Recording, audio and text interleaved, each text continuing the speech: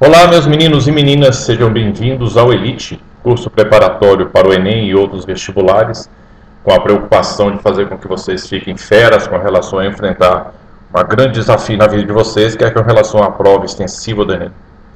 Nós estamos criando um projeto chamado Biologia Passo a Passo, que se destina a ter um suporte a mais em relação ao conhecimento dos alunos, com a bateria de exercícios específicos e material de revisão.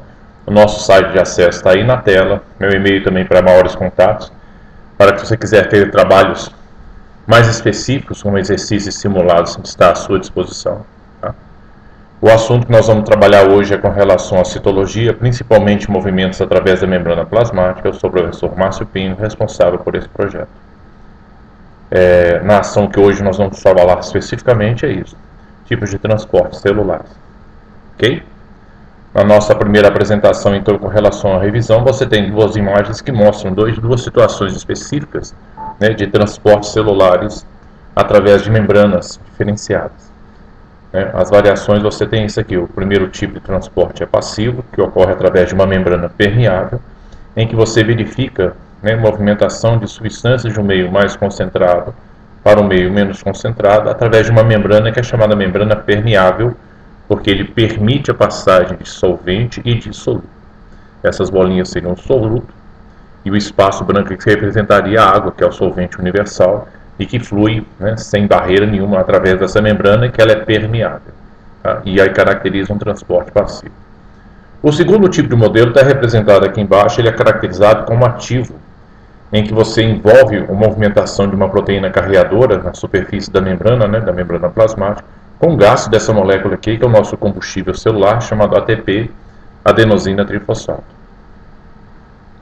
Então, no primeiro quadro, já está caracterizado para vocês. Repare, eu tenho um meio que é muito concentrado, que ele é chamado hipertônico, e um meio menos concentrado, que é chamado hipotônico.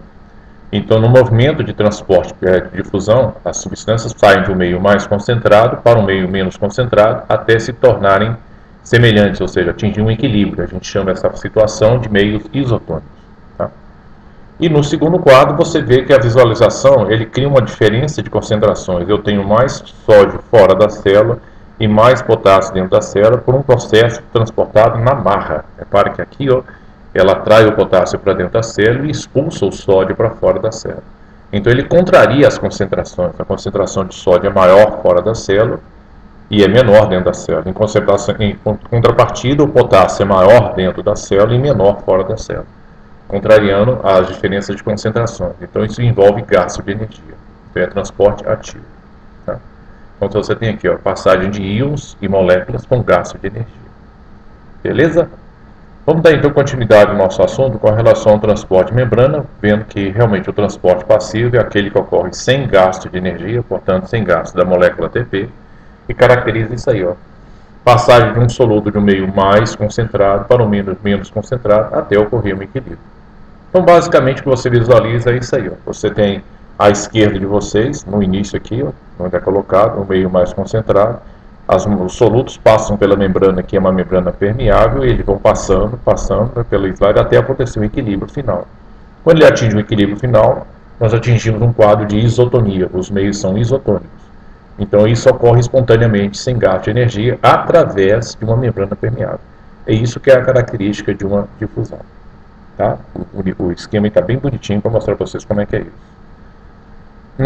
No outro tipo de modelo que a gente tem é a chamada bomba de sódio e potássio. Repara como é que ele é muito legal nessa movimentação dele, em que eu tenho na análise da combinação aqui, eu tenho gastos de ATP nessa combinação. Tá? O ATP está caracterizado pela bolinha verde.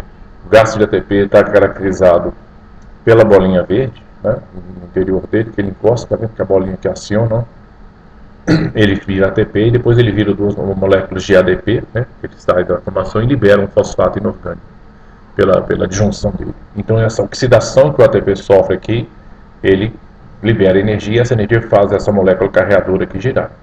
E consequentemente ele expulsa o sódio para fora da célula, tá? E carrega o potássio para dentro da célula. Isso aqui é conhecido como bomba de sódio e potássio. E isso é um transporte do tipo ativo, né? E que envolve esforço de membrana para poder manter uma diferença de concentração específica no meio externo e no meio citoplasmático. Aqui você também tem um processo bem interessante com relação ao comportamento da célula em relação às soluções, né? Você tem uma célula aqui de origem animal e uma célula aqui de origem vegetal, né, como vai ser colocado aí na apresentação de vocês. E essa classificação especificamente é um comportamento osmótico, né, da célula em diferentes meios de concentração, que são essas três colunas representadas aqui. Correlaciona as diferentes concentrações entre célula e meio externo. Essa concentração, por exemplo, que está aqui, o meio externo ele é hipotônico, tem baixíssima concentração de sais e muita de água, que é diferente do meio interno da célula, que é o meio hipertônico, ele é mais concentrado do que o meio. Aí você tem uma sede. Quem é hipertônico tem uma hipersede, então ele puxa água para ele. Como tanto a célula da hemácia humana como a parte da célula vegetal, ela tem mais sais, então ela tem uma sede maior, então ela puxa água para ele, né? E esse movimento é passivo, né? É o chamado movimento osmótico. Só passa solvente, não passa solúvel. E aqui você tem na concentração de sais que são em equilíbrio, ou seja, a forma celular se mantém. Repare que a hemácia ela tem uma forma de uma rosquinha, ela se mantém íntegra nesse meio. Então, tanto de água que entra, o tanto de água que sai, é na mesma proporção. E o mesmo acontece na célula vegetal. São meios que estão em equilíbrio, portanto, as concentrações são isotônicas. E aqui você tem a diferença em relação ao meio de carga, porque aqui o meio externo é hipotônico, mas aqui o meio externo é hipertônico. Se o meio externo é hipertônico, ele tem uma hipersede, então ele rouba a água da célula e a célula desidrata, tá? Então ela murcha. É o que acontece tanto na célula animal aqui, na hemácia, como na célula vegetal, o comportamento dela. Então as soluções têm nomes específicos, né, que é colocado. Aqui você tem a coluna da solução que é hipotônica, tem baixíssima concentração de sais. Aqui você tem a coluna da chamada isotônica, em que a concentração de sais no meio externo é igual à da célula. E aqui você tem a solução hipertônica, cuja concentração de sais é maior do que a célula, portanto a célula desidrata e murcha. Se ela permanecer nesse meio, ela vai morrer. Que tipo de células estão representadas no desenho? É a hemácia e uma célula vegetal, tá? Que nomes especiais recebem os eventos que ocorrem nas células, na primeira coluna? Aqui é interessante. Como a célula ela é hipertônica, ela puxa água numa quantidade muito grande, que às vezes pode aumentar tanto o volume dela, que ela enche igual um balão até estourar. Esse fenômeno a gente chama de plasmoctise. Na célula vegetal, ela não murcha porque a parede celular representada aqui em laranja não deixa a célula estourar. Então ela faz um sistema de contenção e a célula fica inchada. A gente chama esse fenômeno de turgescência. É uma célula deplasmolizada, que é outro nome que pode ser dado a esse tipo de evento em que o vacúolo, né, o vacúolo normal é esse aqui. Olha o vacúolo quando fica no meio, em que a célula é hipertônica. Ele se enche ao máximo e empurra a célula para fora.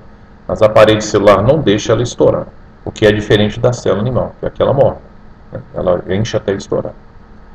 No outro caso, a denominação que tem aí é quais são as situações de risco celular. Esse é o risco celular, porque se ela permanecer nesse meio aqui, ela acaba morrendo, porque ela acaba estourando devido ao grande volume de água que invade o seu interior. E aqui também existe um risco celular, porque a desidratação é fatal. Se ela permanecer muito tempo nessa situação aqui, todas as atividades metabólicas se encerram, então acaba matando a célula, tá? Neste caso aqui, a célula desidrata fortemente, então ela murcha, e o fenômeno para a célula vegetal é chamado de plasmose. Esse é um texto bem interessante, não é uma imagem bem interessante, que tem uma preferência em muitos tipos de vestibulares. No Enem não é tão expressivo, não sei porquê. É um assunto até legal para você poder acompanhar. Mas na parte ligada os outros vestibulares tem uma expressividade legal de acompanhamento desse assunto aí. Aqui você tem também uma visualização muito interessante com relação ao início e fim da experiência. Esse é o início da experiência, aqui, e aqui é o final da experiência, em que você observa nitidamente deslocamentos de volumes de água, tá?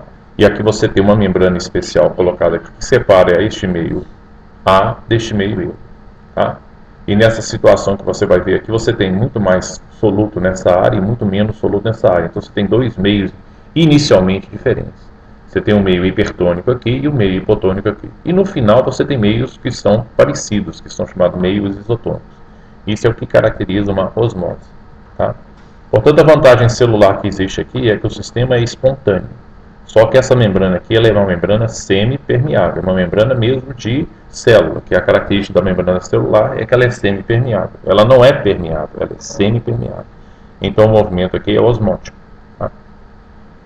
Natureza da membrana envolvida com isso, já falei. Ela é uma membrana semipermeável. Descreva situações do meio representado em A, também já falei. Esse meio é mais concentrado, tem mais sais, tem mais solúvel, então ele é hipertônico.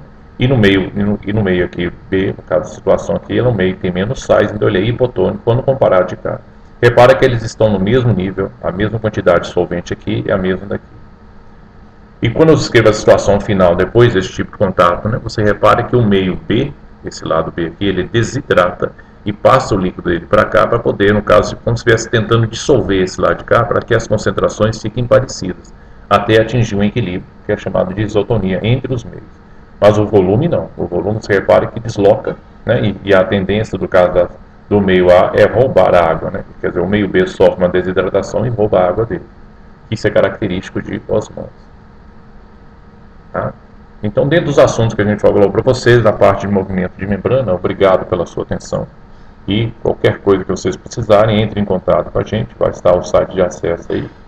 Valeu, minha galera, tá? O meu e-mail de acesso, mais uma vez, está aí, o telefone de contato também na tela. Daqui a pouquinho a gente se volta, breve. Obrigado mais uma vez pela sua atenção.